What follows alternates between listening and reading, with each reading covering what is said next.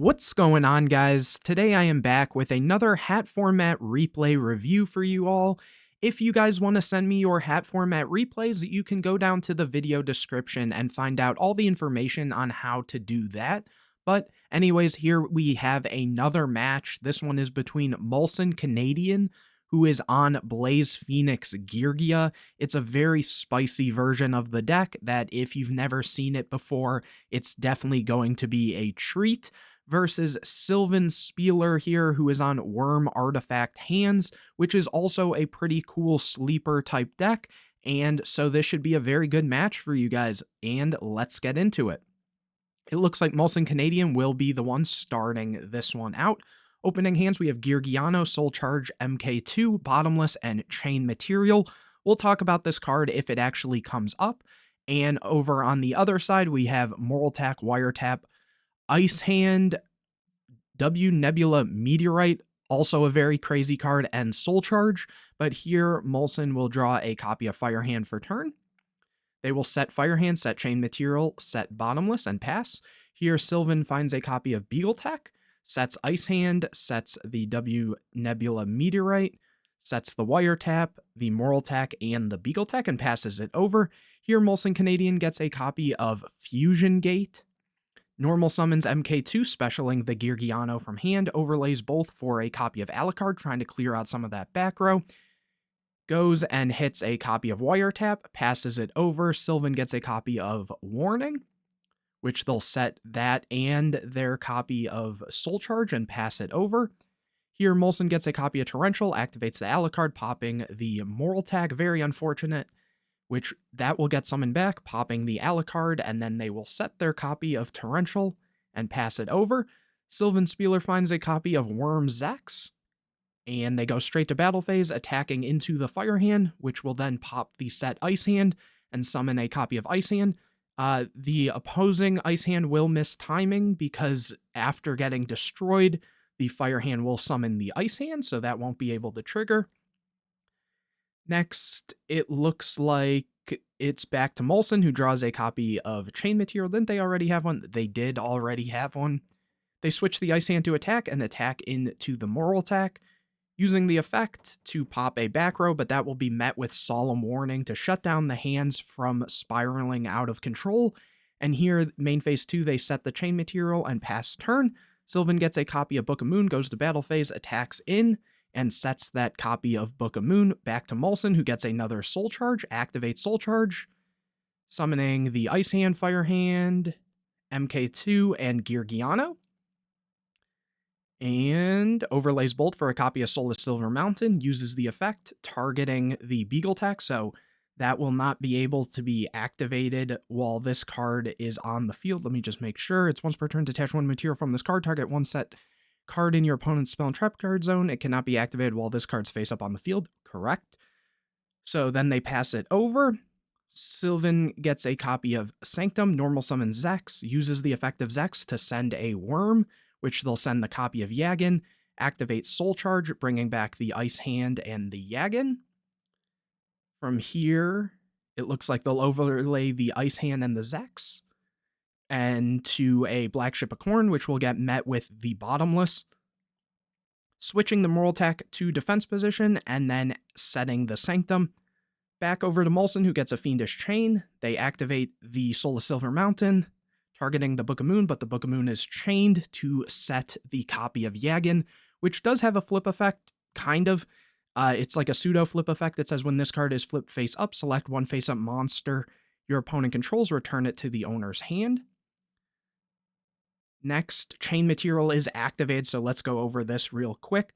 This says anytime you fusion summon a monster this turn, you can remove from play from your side of the field, deck, hand, or graveyard fusion material monsters that are listed on the fusion monster card and use them as fusion material monsters. You cannot attack during the turn this card is activated. If you use this effect for a fusion summon, the fusion summon monsters is destroyed during the end phase. So very strong card, and paired with Fusion Gate, this says during the main phase, the turn player can fusion summon one fusion monster from their extra deck by banishing fusion materials mentioned on it from their hand or field. So this is a way just to kind of use a lot of materials from all over the place and kind of cycle through Blaze Phoenixes that we might not be seeing right here simply because the Sanctum is chained to it, but just keep that in mind once, if in game 2 or if there is a game 3, if it comes down to that. But here the Sanctum is activated, summoning a Moral Attack. The Moral Attack effect is activated to pop the Fusion Gate.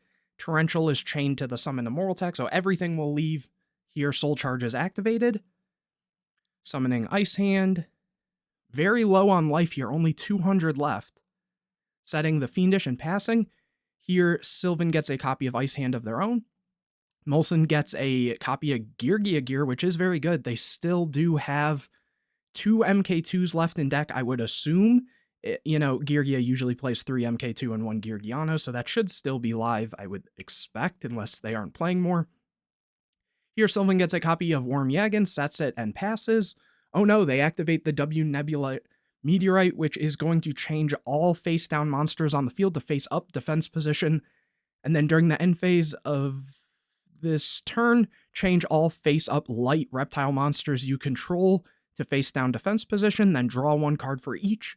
And then after, you can special summon a level 7 or higher light reptile monster from your deck, which is usually Worm King. So here everything gets flipped face up. The Worm Yagan will then trigger, bouncing the Ice Hand, switching Ice Hand to attack, and... oh, Molson will activate the Fiendish Chain to stay in it. During the end phase, the Yagan gets reset, a copy of Debunk is drawn, and they do summon the copy of Worm King. During the end phase, Geargia Gear is activated to summon 2 copies of MK2, as I mentioned. Here, Planet Pathfinder is drawn for turn. This says you contribute this card, add 1 field spell from your deck to your hand. They overlay both for a Direwolf. Keep in mind the Geargiano MK2s are level 4 because of being summoned off of Geargia Gear. Use the effect to pop the last back row, which is the Beagle Tack, and the Beagle Tack will then summon. Mandatory effect. It should still summon. Oh, does this pop any set card? Set cards you control. Oh, wow, yeah, so it can also, I knew it was mandatory, but I didn't even realize that. And when it pops set cards, it is going to also pop your monster there, so that is kind of funny there. Here they go Pathfinder, use the effect to add Fusion Gate, and they did have that other chain material, so they're going to activate it here. Using Fusion Gate to banish a Fire Hand from deck, as well as a Geargiano from graveyard. To summon, here it is, Blaze Phoenix, the Burning Bombardment Bird. This needs 1 Machine-type monster and 1 Pyro-type monster, so perfect requirements. And it says once per turn during your main phase, you can inflict 300 damage to your opponent for each card on the field. This card cannot attack during the turn you activate this effect. So here they're going to use the effect. Then they're going to do it again, summoning a second, using it again, summoning another, using the effect, and that is just enough for game. So somehow, Molson was able to stay in that because of the Fiendish Chain. Very, very cool, but going into the next game, Sylvan will get to start out here.